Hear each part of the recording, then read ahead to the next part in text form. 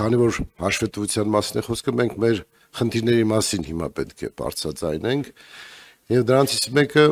ձեր զեկույցում ես լսեցի դրա մասին, բայց հանրային տպավորություն կա, որ հատկապես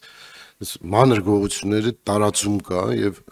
կարծես դրա դեմ պայքարը ինչ-որ մեթոդական սխալ ունի, տպավորություն այդպեսին կարող է դա մասնագիտական չի, հետեւաբար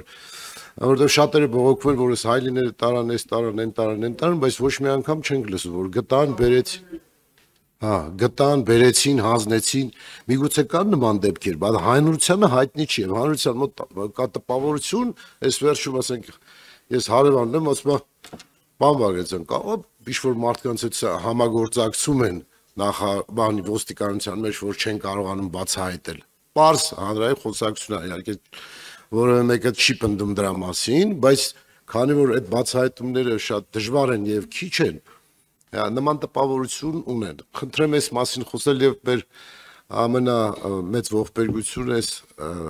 խաղամոլության դեմ մենք որևէ գործողություն ի վիճակի ենք, շատ բարդ է դա, գիտեմ, ինքը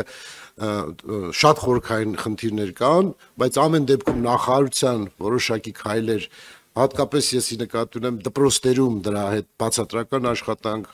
այս ուղղությամբ, որովհետև իսկապես հասարակություն կարծես այդ ողբերգության ցնցումների մեջ հաճախակի չեն կարողանում, հատկապես երիտասարդներին կարողանանք հեռու պահել այս ախտից։ Սրա մասին կխնդրեի ձեր կարծիքը ասեք։ Շնորհակալություն պարոն Բագրատյան, կարևոր հարցադրումների համար, իրականում ես էլ խոսքս կառուցեցի այն տրամաբանությամբ, որ թե դրականը ներկայացվի եւ թե նաեւ մտահոգիչ կոմպոնենտները, որովհետեւ իրականում խնդիրներ ունենք եւ պիտի լուծենք այդ խնդիրները։ Ինչ վերաբերում է տրանսպորտային միջոցներից կատարված գողություններին, տեսեք, ես նաև խոսքի սկզբում էլ ներկայացրեցի, որ երբ որ մենք նկատում ենք որոշակի ամսվա կտրվածքով դեպքերի հաճախականություն, այսինքն պայմանականորեն հոկտեմբեր ամսվա կտրվածքով, եթե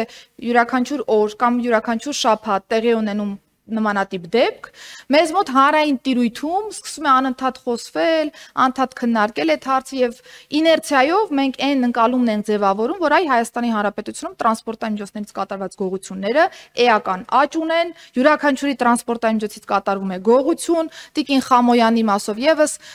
համապատասխան հրապարակում կար, Տիկին Խամոյանը նշեց, որ ինքը չի վստահում ոստիկանությանը, չնայած որ մենք հայտնաբերեցինք առանց դիմումի եւ հանցագործությունը բացահայտվեց, սիրելի գործընկերներ, ուզում եմ ասել, որ հիմնականում, երբ որ անընդհատ նեգատիվ ֆոնով քննարկվում է թեման, պարոն Բագրատյան, տպավորություն է ձևավորում այդպիսի, բայց մենք պարբերաբար ոստիկանության կայքեջով տալիս ենք նաև բացահայտումներ։ Ուղղակի հասկանում եք, որ առաջնային էֆեկտով տրված ինֆորմացիան շատ ավելի լավ է քննարկվում, քան երբ որ կա դրա բացահայտումը։ Այստեղ իրականում խնդիր ունենք, որովհետև եթե տեսնենք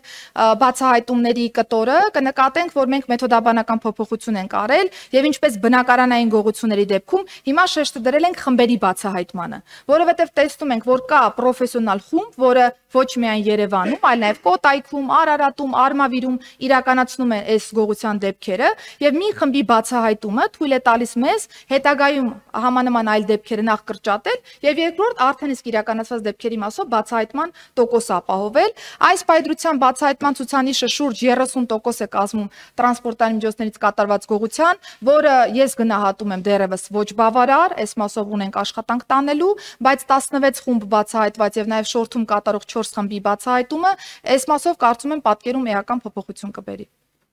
Շնորհակալություն Տիկին նախարարի, տպավորություն կա, աշխարհում էլ այդ խնդրեմը կա, հատկապես Միացյալ Նահանգներում, որ նման գողությունները գալիս փոխկապակցվում են ինշուրանս ընկերություններից գումար ստանալու, քաշելու խնդրի հետ։ Ուզում ասեմ, որ այդ երևույթները նաև տեղափոխվել է Հայաստան։ Ես պատական չասեցի, որ միայն հայլիները չի, որ տանում են։ Հիմա սկսել են արդեն ամբողջական մեքենաների մասերը տանել, ընդ որում նոր։ Եվ շատ հնարավոր է, որ կասկո արած, անձնավորությունը մտնի այդպիսի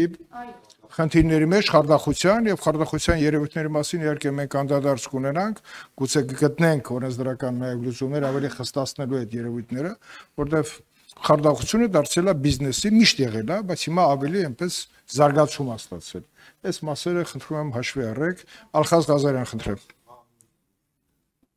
Խաղամոլության մասով ճիշտ է ուղիղ նախարարության ֆունկցիոնալի մեջ գործառույթ չկա, պարոն Բագրատյան, բայց ես նշեմ, որ վնասակար սովորություններից անչափահասներին հատկապես հետ պահելու թեման մեր դիտանկյունում է եւ հանցավորության կանխարգելման ռազմավարությունը, որը որ կբերենք, կտեսնեք, որ այնտեղ իրականում ամփոփ հայացք ունենք թեմային, որովհետեւ երբ որ մենք խոսում ենք հանցավորության կանխարգելման մասին, առաջին տեղում միայն հիշատակել իրավապահ համակարգին, սա արդեն ոչ ճիշտ մեկնարկետ է։ Որտեղ մենք ունենք առողջապահական կառույցներ, միասնական սոցիալական ծառայության կառույցները, կրթական հաստատություններ, այո, ամբողջ իրավապահ համակարգը եւ մնացյալ բոլոր կառույցները, որոնք որ այս ամբողջ շղթայում դեր ունեն եւ մենք այսպիսի հայացք ենք ունենալու ռազմավարության մեջ։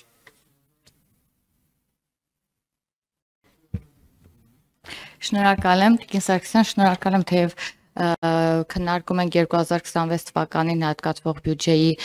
մասին նախագիծը, բայց դուք վիճակագրական տվյալներ ներկայացրեցիք հատկապես իրապես հասարակության շրջանում ամենաշատ այսպես աղմուկ բարձրացրած դեպքերին, այդ է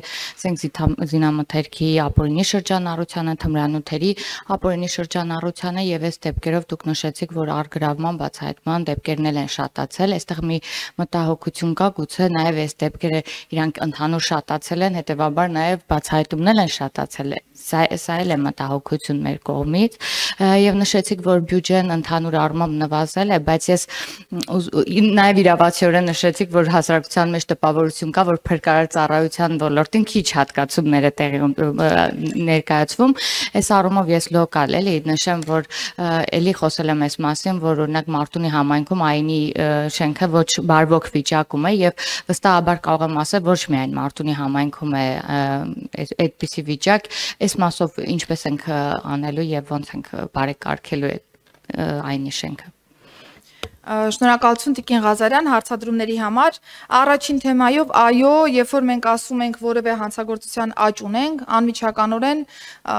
այն կանխավարկածն է առաջ գալիս, որ այդ դեպքերի աճ ունենք։ Այդպիսի միանշանակ պնդման մասին մենք կարող ենք խոսել կոնկրետ տարում, բայց եթե դրան հաջորդող տարիներում պետությունը ունի կոնկրետ քաղաքականություն, կոնկրետ մեթոդաբանություն, այդպիսի միանշանակ պնդում անել չենք կարող։ Մանավանդ, երբ որ մենք խոսում ենք լատենտային հանցագործությունների մասին, որովհետև նախորդ տարիներին մենք համանման իրավիճակում գաղտնիք ասած չեմ լինի, եթե եղել են դեպքեր կամ չեն գրանցվել, կամ ընդհանրապես իրավապահ համակարգը նմանատիպ իրադարձություններին իրազեկ չի եղել եւ համապատասխան վարույթներով ընթացք չի տրվել եւ այսպես շարունակ։ Բայց հիմա մենք ինչ ունենք։ Մենք ունենք մեթոդաբանության փոփոխություն, որովհետեւ մենք ոչ թե թողնում ենք, որ Հայաստանի Հանրապետություն ներմուծվի որոշակի խմբականակ, որ հետո նաեւ այո տարբեր մանր չափերով ավելի մեծ թվով աճ ունենանք, այլ մեր պատկերում կնկատեք, որ մեծ խմբականակը բացահայտում ենք եւ հետո մանր չափի դեպքերը արդեն չենք ունենում։ Այս պատկերը շատ ցայտուն երևում է 2023-24 թվականների վիճակագրության համեմատության մեջ,